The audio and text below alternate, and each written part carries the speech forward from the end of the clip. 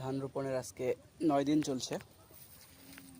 আসলে এখন পর্যন্ত যে আগাছানাশক অর্থাৎ ঘাস মারা এটা কিন্তু দেওয়া হয়নি। তারপরেও কিন্তু ঘাস এখনও ফুটেনি, অর্থাৎ এখন বর্ষার সিজন।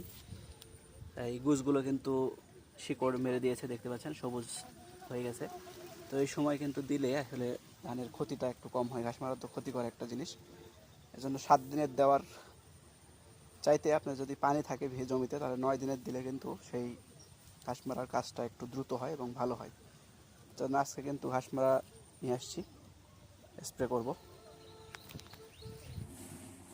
এডি প্লাস 5 কেজি ইউরিয়া সারের সাথে মিশিয়ে ধানের জমিতে দিলে আগাছানাশক হিসাবে ব্যবহার করছি এটা।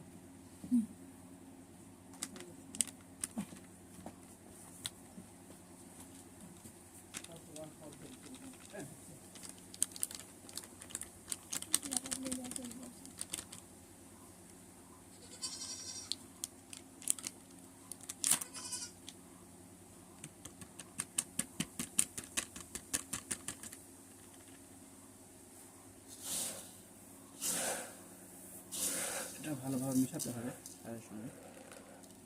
সারের কালারটা দেখেন চেঞ্জ হয়ে যাবে।